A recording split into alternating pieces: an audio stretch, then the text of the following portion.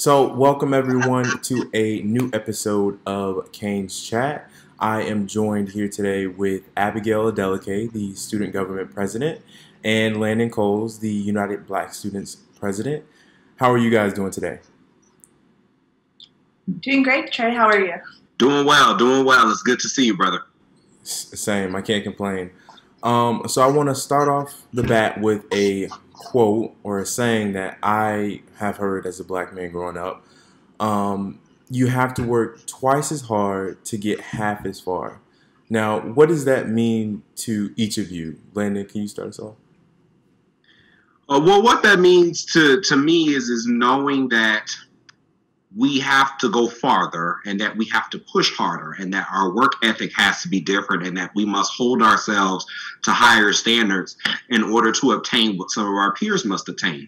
And that's a lot of the work that me and Abigail have been doing, particularly over the course of these last few weeks, is really advocating that there has to be a change in terms of the culture at our institution and ensuring that all students feel welcome, included, and feel equitable, and that you can stand on the same playing field and feel empowered to do all of the same things that your peer can.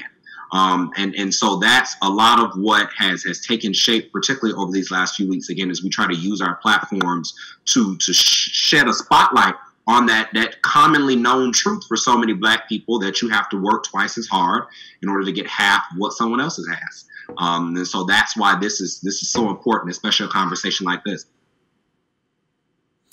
I think for me, in relation to being a student leader, sometimes it's always going to be above and beyond, no matter what you're tasked to do.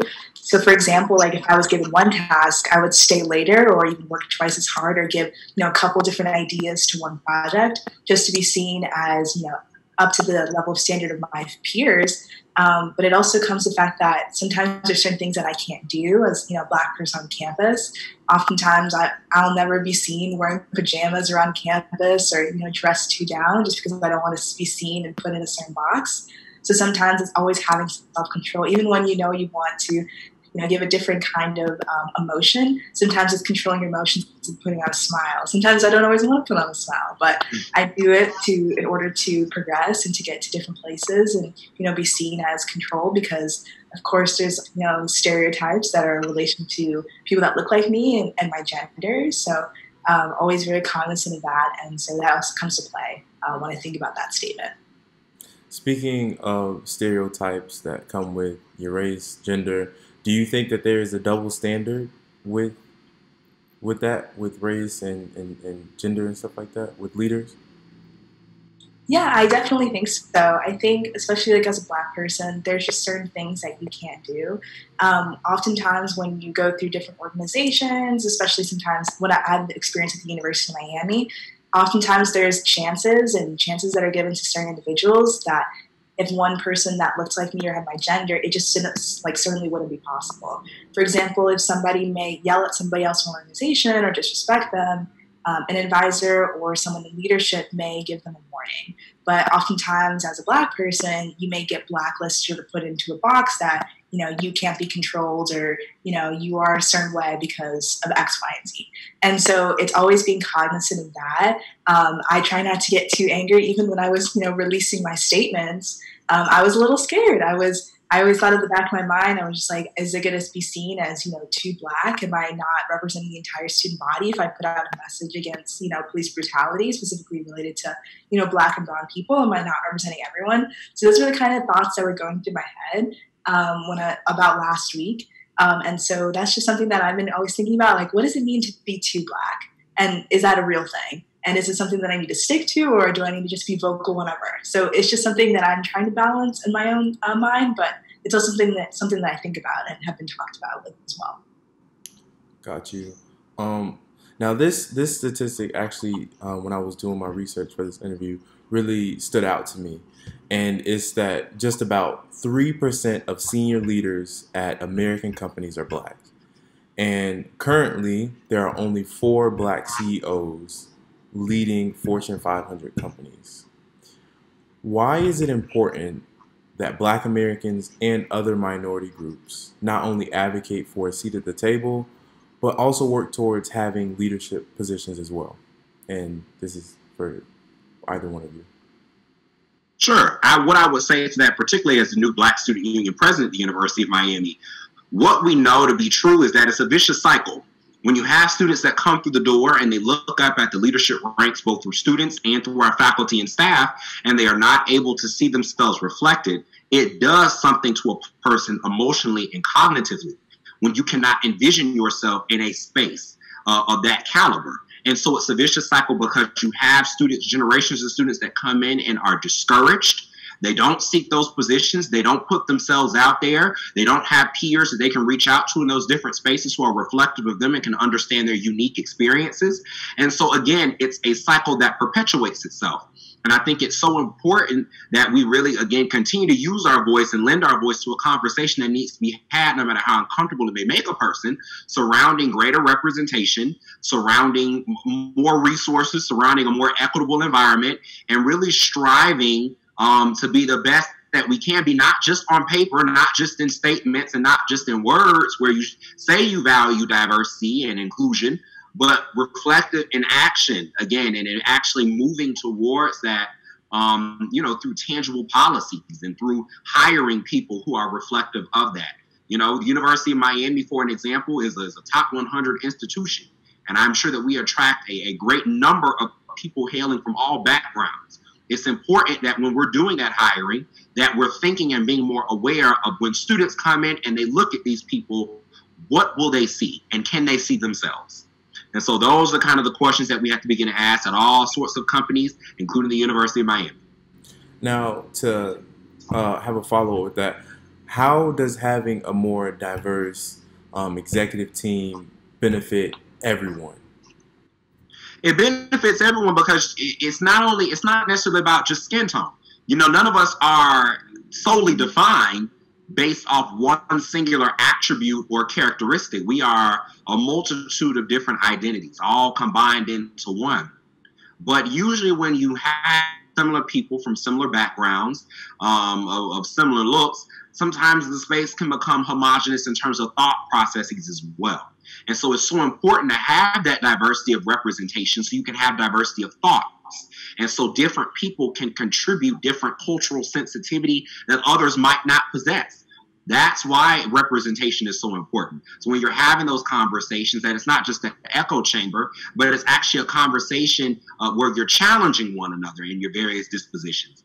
So that's why we're having these difficult conversations. That's why some folks might, again, twist and turn in their chair, but that's okay because we've got to get comfortable with being uncomfortable. Witnessing the deaths of George Floyd and Breonna Taylor and countless others, we've been here time and time again, and we're tired of talking. I'm tired of watching committees come together to be standing committees that do nothing. I'm tired of seeing groups and councils and working groups and teams and everything else. It's time to move out of motion and get to action. What are we going to do? And how are we going to better support our people? And I think that is so important to do, and I know that myself and Abigail and so many others are really going to be leading the way and really pushing the bounds of what we thought was possible. And we stand on the shoulders of giants because we've seen it done before, and we will do it again. Thank you. Now I want to move to cancel culture, because cancel culture has been starting to become a trend. We see it on Twitter. When a celebrity or someone has said something or something has surfaced, there's a trend, cancel them. Now, I will say, so recently with this actor named Hartley Sawyer, he's an actor on the CW's, he was an actor on the CW's The Flash. Recently, he got fired from misogynistic and racist tweets that surfaced from 2012 and 2014. Do you think, and this is a question for both of you, do you think that he should have been fired in this instance? Yeah, of course. I read through the article and I read through some of the tweets that he kind of posted. But I definitely think that he should have been fired. There are things that he was said when he was, an adult, and we know, I'm also a psychology major, we know that the prefrontal cortex is fully developed at that time. So a lot of the things that people are saying at that time, it's things that they mean. And oftentimes people will retract statements because they get pushback, and people say like, oh, they're over or they're canceled, but they're like, oh, I didn't mean to say it in X, Y, and Z. I was like, yes, you did mean to say it, because you put it in a tweet and you sent it to people, and you talked about it in your everyday language. So I think those were things that he genuinely believed that was wrong, or that were wrong. But once he was called out for it, then there was some pushback and saying that, like, I'm sorry, I didn't mean to say this. But generally, those are things that people wanted to say because there were multiple tweets that followed a similar pattern, and a lot of racist things as well. So I'm glad that the CW fired him, and I'm glad that they took action. I'm also glad that they released a statement talking about how they stand with Black brothers and sisters, and they are in the industry of advocating for more writers and producers and people on their crew to help them tell stories in the Flash. That's kind of the diversity mindset that we're talking about. It's always great to put out a PR statement saying that you don't agree with, a former cast member or former producer, but at the same time, what's next? Like, what are you doing next to be able to increase the diversity of your industry? So I'm really glad that CW is making action towards that. And I would add on to that in terms of saying that, I think it's so important that we recognize something. A lot of times people don't apologize for what they said. They apologize for how it affected other people. And they apologize for the fact that it got out. And so I think it's important to kind of really distinguish that and make that clear, make it pretty plain. Sometimes I'm not apologizing again for what I said. I'm apologizing for how it made you feel. And so with that, in that moment, I thought that cancel culture kind of did justice. However, it is important to also recognize the dangerous effects of cancel culture and the dangerous effects of becoming monolithic, so to speak, in terms of allowing the majority to speak for everyone. And we have to be careful and be wary of the pitfalls of that. So it's most definitely a balancing act when it comes to cancel culture and again, side effects of it. I was actually going to ask that. That was going to be my next question. Do you think that cancel culture is giving little room for change? Because the tweets were 6 years, I think 6 years from today. And I just know that the way how I was in middle school is different from how I was in high school, from different how I was in college. So that's what I was going to say. Do you think it gives little room for someone that has improved in their thinking or been educated or something? Well, what I would say to that is that while we all may grow and while we all may change our thoughts and our opinions may shift as a result of maturity and wisdom and knowledge, we all pay consequences for the things that we say. And consequences oftentimes is taken a negative connotation, but consequences meaning both good and bad. What you do, everything that you say has some sort of reverberation to it, a rippling effect, so to speak. And whether you pay for it then and there or you pay for it down the line, we all have to go through that in life where we have to pay for what we say and what we do. And so granted, yes, while you may have matured and you may have grown, the words that you said in past when you were still an adult had harmful effects to those around you, and you will pay a consequence and a price for that. And we all must learn that. As young people, we have to be wary of how we use this powerful tool called social media. You knew what you were getting yourself into when you put it out there to be seen, knowing good and well that somebody somewhere could possibly take a screenshot or save that message, even long after you deleted it. So that's so important to just be mindful of, that this is the age that we live in where it could be 20 years up the road and social media is now able to detect things you said so long ago. We all have to pay prices for it, so it's just important to be mindful. And when you speak without using your mind, in my opinion, that is irresponsible. That's contributing ignorance. And again, sometimes you have consequences for it, sometimes more severe than others. Now, I want to end on these final thoughts. And this is a question for both of you, but Landon, what are some things that your organization, UBS, will be doing in this upcoming year to keep the momentum going in the fight against racial inequalities? Well, one thing that I would say is that I'm positioned a little bit differently than most other of our Black student leaders on campus, and that is my job to specifically represent Black students. And so with that, I'm kind of able to do a little differently and move a little differently to some of my fellow Black student leaders, such as Abigail, in terms of my advocacy is going to be much more raw and unfiltered with regard to the Black student constituency, because, again, it is my job to specifically and solely represent them. And so with that, I have every intention on continuing to raise the concerns that were raised at the Black State of the Union address that we just put on, in terms of speaking with the administration, working right alongside Abigail and the numerous other exemplary Black student leaders that we have on campus to really continue to use our platforms to hold difficult conversations, to create safe spaces for our Black students, to also use them as forums to gauge public opinion. And we also are going to continue to sit within these various leadership spaces and really challenge and call out some of the things that we're seeing, and no longer just accept things as is, but demand more and demand better. And many people can kind of get it confused and conflated sometimes that me demanding more or criticizing my institution is reflective that I don't necessarily like it, when in actuality it's the exact opposite. It's because I care so much about the University of Miami that I demand more and expect better of it.